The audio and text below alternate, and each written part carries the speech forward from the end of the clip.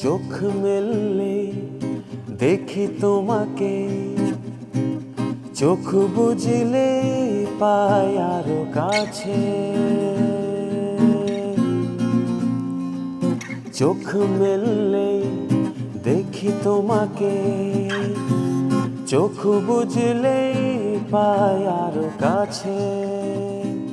তারও বেশি ভালোবাসা আমি দিতে চাই, যত ভালোবাসা পৃথিবীতে আছে।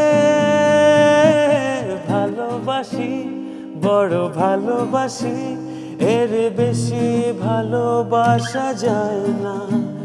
ও আমার প্রাণ পাখি ময়না, ভালোবাসি, বড় ভালোবাসি, এর বেশি ভালোবাসা যায় না।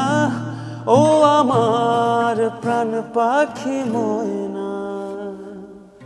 এই গানটা অসাধারণ। এই গানটা দিয়ে একজন আমাকে খুব পটানোর চেষ্টা করতো, বাট ওই ছেলেটাকে আমার মানে আমি গান শুনতাম কিন্তু পড়তাম না। এই গানটা কিন্তু অনেক স্লো একটা, রাইট? আমি কি করি, স্টেজ যেই দেশেই গেছি অথবা বাংলাদেশেই শো করি, সব মানুষ একসাথে গানটা গায়। ইভেন শুরুর দিকে যে একটা মোশন আমরা বাজাই, এরকম একটা ব্যাপার আছে পিয়ানো দিয়ে, ওইটাও মুখস্থ।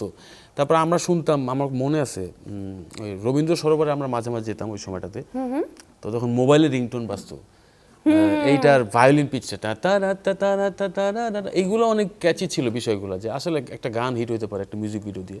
কিন্তু পার্ট বাই পার্ট মানুষ শুনেছে, এটা অনেক বড় একটা পাওয়া ছিল আমার, যার জন্য আমি একটু বেশি চুপ হয়ে গেছি আর কি।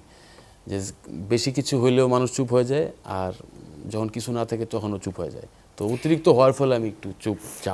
এই যে বলছিলেন যে রবীন্দ্র সরোবরে যাওয়া হতো, হ্যাঁ, মানে আগে যেমন আড্ডা দেবার জায়গা ছিল বা চায়ের দোকানে যাওয়া হতো, একসাথে বসে গান গাওয়া যেত, এখন কি এটা করা যায় বা এখন কি এটা মিস করা হয়?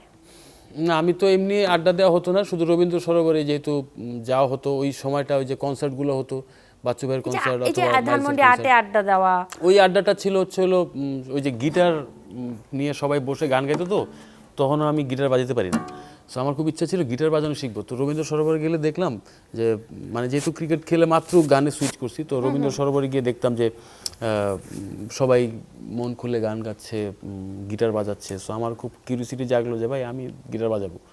ইভেন রবীন্দ্র সরোবরে যাওয়ার প্রথম উদ্দেশ্য ছিল, এর মানে টার্নিং পয়েন্টে ছিল এখানে ফ্রেন্ডশিপ ডেতে মাইলস মানে এলআরবি, তো ওনাদের কনসার্ট হচ্ছিল।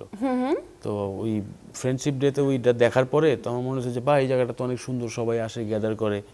সো আমি, মাঠ ছিল আবাহনী মাঠ, আর গানের জন্য হলো যেখানেই কনসার্ট হতো, কখনো আবাহনী মাঠে হতো অথবা কখনো রবীন্দ্র সরোবরে হতো। তো আমি অন্য কোথাও যাইতাম না, রবীন্দ্র সরোবরেই ফার্স্ট টাইম আমি আমার লাইফে কোনো কনসার্ট দেখতে গেছি।